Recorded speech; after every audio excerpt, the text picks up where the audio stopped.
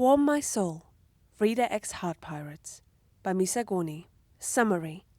After you suffer from a severe case of hypothermia due to your foolish idea to go swimming in the Grand Line with an unpleasant surprise, your captain and doctor, Trafalgar Law, tries his best to fix you. Shachi and Penguin, who had dragged you out of the ocean, will do anything for your swift recovery, even if their intentions might not always be selfless.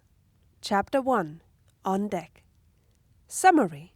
You spend some time relaxing on the Polar Tang's deck, basking in the sun.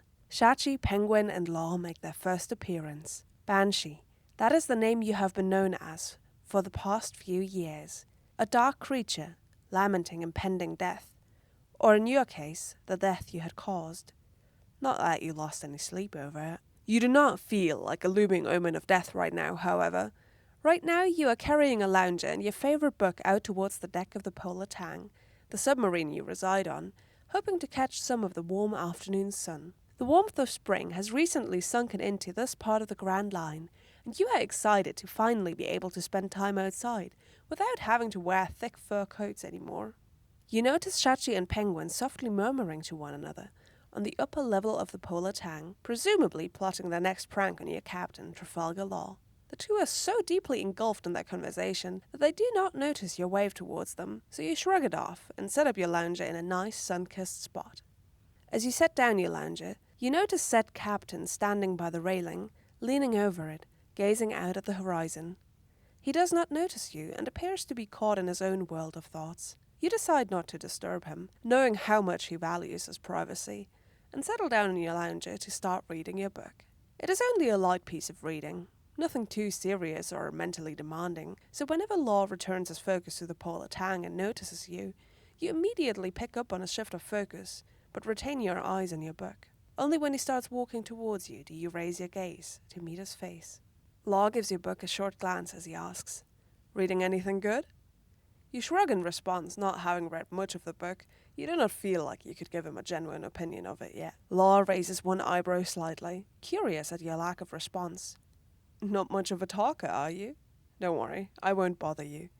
I just took some much-needed downtime, so I decided to come out here to get some fresh air. Enjoy your book."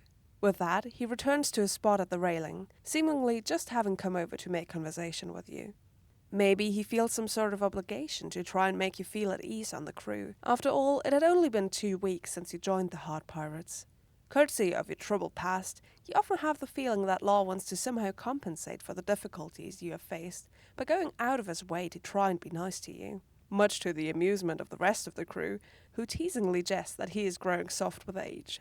As he resumes his position at the railing and you return to your book, a comfortable silence settles on the both of you, only occasionally interrupted by the sound of the waves lapping at the Polar Tang and the steady, reassuring hum of the submarine's engine, ever audible on any part of the ship.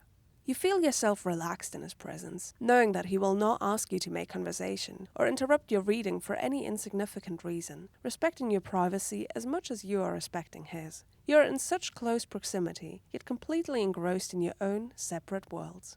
After a considerable amount of time, Law lets out a soft sigh and turns away from the railing once more. He addresses you, presumably out of sheer politeness again, as he speaks. "I've got some things to take care of. Enjoy your book. Let me know if it's any good." With that, he walks off, leaving you alone on the deck. He seems somewhat curious at your complete silence, yet does not give you time to reply, as he heads back inside the ship, giving you one last glance before walking away. You return to your book for a short while, but for some reason a restlessness has settled in your body since Law's departure. You ponder on how much more relaxed you had felt in the shared silence, and shake your head at how silly you are to prefer one type of silence over the other.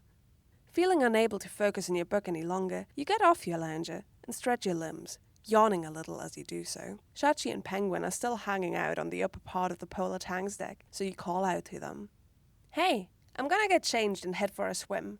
Could you tell whoever is on lookout duty in the crow's nest to keep their eyes open for sea kings?" Shachi and Penguin turn their bodies towards you as Penguin calls back to you. "Sure thing, Banshee. We'll keep an eye out for sea kings. You go ahead and get changed." You furrow your brows a little at their specification that they will be acting as lookouts, rather than the actual person on watch duty right now, but you do not dwell on it, as you head inside to change into your bikini. When you return to the deck, you notice the two of them following your every move with their eyes.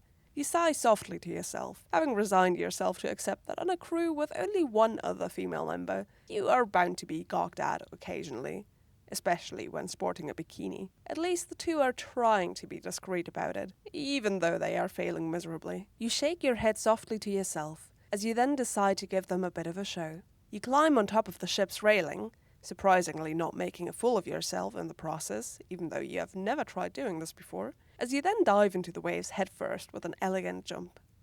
Or at least that was the intention. You wobble a little in your jump, but try and act like that was all part of the plan. You hit the ocean with your hands shortly before entering with your face, immediately shocked at how cold the ocean still is at this time of the year. You had been foolish to assume that the warm sun would equal a warm ocean in turn. Back on deck, Shachi and Penguin run to the railing, looking for you to resurface, cheering for you once you do, awestruck by how cool of a dive that was. Apparently you had succeeded in making it look cool. Penguin calls out to you, "Impressive dive!" And Shachi follows right after with a, "Yeah, really impressive." Had they known what was yet to come, they would never have permitted you to jump into the Grand Line in the first place. But ignorance is bliss, and all three of you had been too foolish to consider the consequences of your actions, a mistake all of you would have to pay dearly for.